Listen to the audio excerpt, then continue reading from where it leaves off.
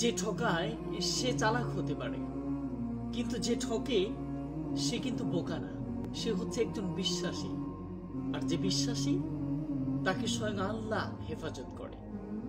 বিশ্বাসী মানুষগুলো আল্লাহ তাআলার আয়াতে থাকে, ভালোবাসা পায়। প্রতারিত হওয়া মানুষগুলো আস্তে আস্তে করে নিজেকে বদলে নেয়, প্রতারিত হওয়ার পরেও নিজেকে বদলে নেয়। কিন্তু যারা প্রতারক তারা কোনো দিনও নিজেকে বদলাতে পারে না, কোনো দিনও নিজেকে বদলাতে পারে না, তারা কখনোই নিজেকে বদলাতে পারে না।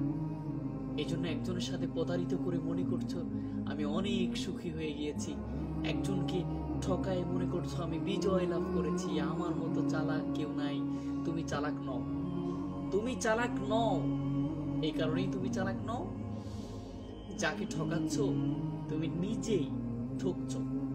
একজনকে ঠকানোর আগে একটু বিবেকের মধ্যে ভাবার প্রয়োজন তোমার ছিল, থাকতো যে আমি একজনের কথা দিয়েছি, কথা দিয়ে কেন কথা রাখতে পারছি না, আমি একজনের সাথে কেন ধোঁকাবাজি করছি, এটাও কিন্তু বিবেকের মধ্যে নাড়া দেওয়ার প্রয়োজন ছিল, কখনো তুমি দাও নাই। এই জন্য একজনকে ঠকায় কোনোদিন সুখী হতে পারবা না, কোনোদিন নিজেকে বড় মনে করেও কোনোদিন সুখী হতে পারবে না। এই জন্য মানুষগুলোকে যত পারো নিজের মধ্যে সীমাবদ্ধ রাখবে, নিজের বুকের মধ্যে আবদ্ধ দিবে, মানুষগুলোকে রেসপেক্ট করবে। বিশ্বনবী সাল্লাল্লাহু আলাইহি ওয়াসাল্লাম মানুষ জাতিকেই তিনি ভালোবাসতেন, ইহুদি, বৌদ্ধ, খ্রিস্টান, কোন ধর্ম, সমস্ত ধর্মবিদ শেষে তাদেরকে